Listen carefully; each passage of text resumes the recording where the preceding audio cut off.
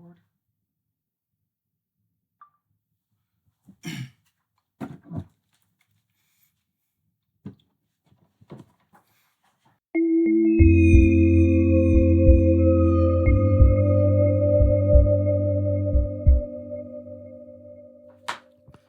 All right, shout out to AudioKit. Hello and welcome to haQ. My name is Jakob. I'm your host and you're watching a haQ episode. So today I'm going to try to do some sound design with Arturia MicroFreak and show you something neat about the cycling envelope and why I like it so much. So whenever I get a new synthesizer, I try to make sounds that I always make with every synthesizer that I try, just because I want some kind of a bass line. I don't mean like a bass, like a bass melody. I mean like something to compare one sound or a workflow with one synth to another one. That way it's very easy for me to compare them, because I know how to make these sounds and I know what they sound like in each and every one of the synthesizers. So I can calculate how long it will take me to do something, how hard or how easy it is if one synthesizer makes one thing easier than another. So I like making bass.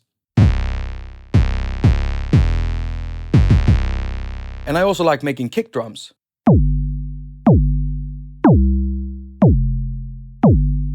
I have a specific spat, I have a specific pad sound I make, I have a specific lead sound I make, and I have a specific chord sound I make. And one thing I also have is a specific organ sound that I love making.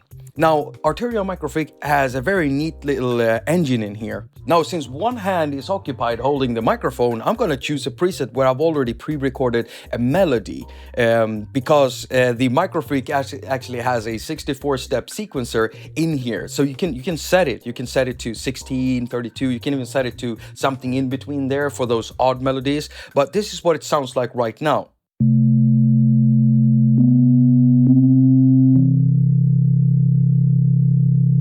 It doesn't sound that interesting, and that's because the only thing I've done is, if we check at the digital oscillator here, I've chosen the 2-operator FM synthesis engine. But we're gonna make it sound interesting. First, we're gonna give it a little bit of a flavor by changing the wave, timbre, and shape on it.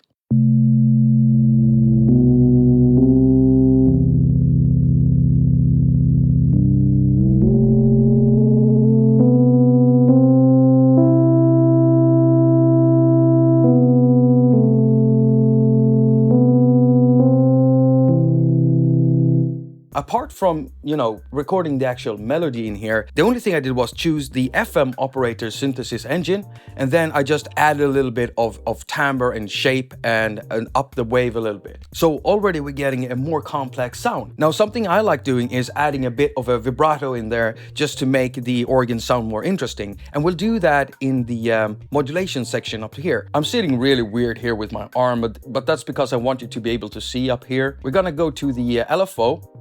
And we're gonna add the LFO to the pitch. So we're gonna make the pitch of the oscillator sway with the LFO. And so all we have to do when we've chosen this one is to tap down and we're inside that menu item. Now, I'm gonna play this melody so you can hear the slight increase of swaying in the pitch while I'm doing this.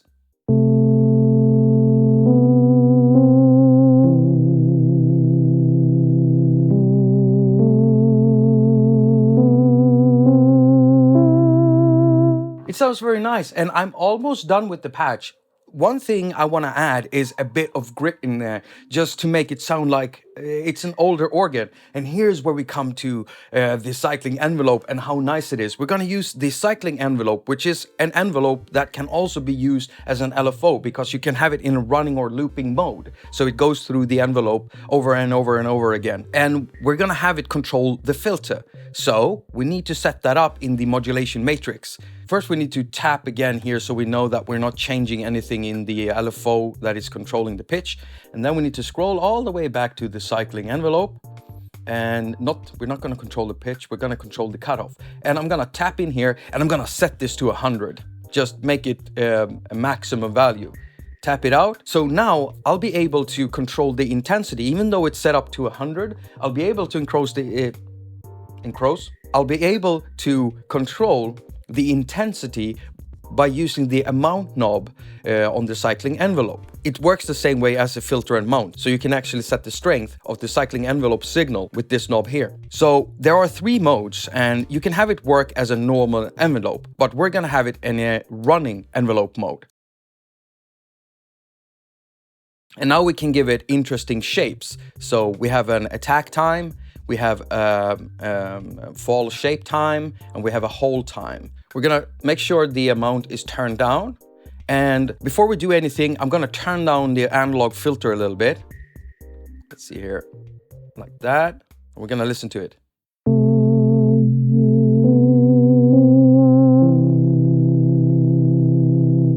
And now we're gonna add that glitchiness to the sound, the grit, so it sounds like an old organ. So we're gonna up the amount, and then we're gonna shape this thing here. So I'm gonna turn everything down, and let's go.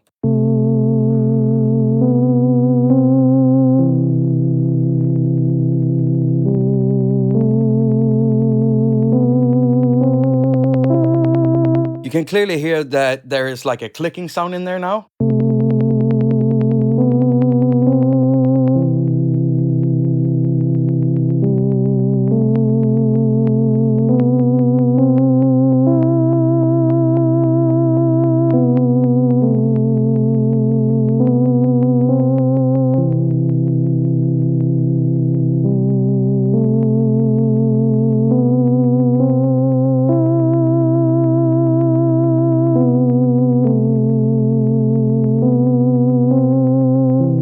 I really like the sound on that. Now, before I do anything, I'm just gonna make sure I save this. Press save.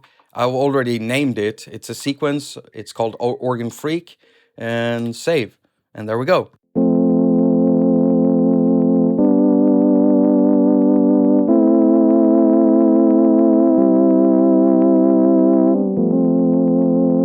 Sounds great. So before I round this video up, there's something I want to highlight when it comes to the step sequencer inside the Arturia MicroFreak. So I've already told you it can have up to 64 steps, and you can pretty much set those steps or the length or the number of steps in a sequence pretty much as you want it. If you want to have 17 steps, you can have that. If you want to have 28 steps, you can have that. But up to 64 steps. Now the interesting thing is that Arturia MicroFreak, it's a monophonic synth, but it has a paraphonic mode when it comes to how many notes you can play. So you can play up to 4 notes at one time, thanks to this paraphonic mode. So you have to switch it over to the paraphonic mode using this button here. So what I was wondering was, since it has a 64-step sequencer, how many notes per step can it take?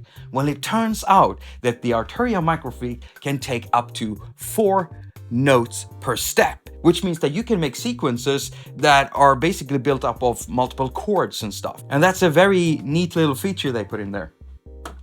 I'm loving the Arturia MicroFreak so far. It's amazing in so many ways. I'll probably make more sound design videos featuring the Arturia MicroFreak before I even do the big review, because there's so many aspects I want to dive into that are just, you know, I can do shorter videos on instead of just trying to bundle that up into a big video. So yeah, stay tuned for that. Go follow me on Instagram, and also tag me whenever you put up some cool app jam or synth jam or something like that, so I can see what you're doing over there. If you want to support this channel, you know, the like button, subscribe, pressing the bell thing, because YouTube you also have my Patreon, you have PayPal, you can go buy my music or listen to it. It's on iTunes. It's called My Mellow Album. It's very mellow music. Do some of that. As usual, I wish you a very productive week. Now go finger all of your stuff and have a lot of fun doing it.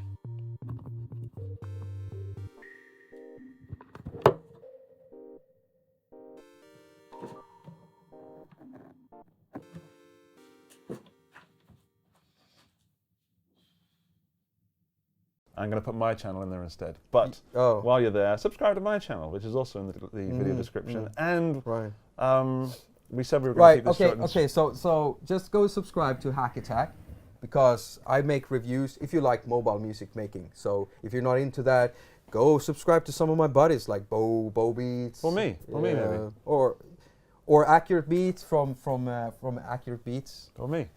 Yeah, what do you do on your channel? What do you do? Bit of guitar, bit of talking, you know. Some guitar. Yeah. Right. That's cute. Do you use any real instruments?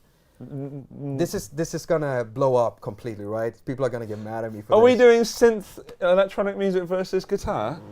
No, we're not. Cut the camera. Right, subscribe to the Thomas all right, channel. all right, Bye. all right.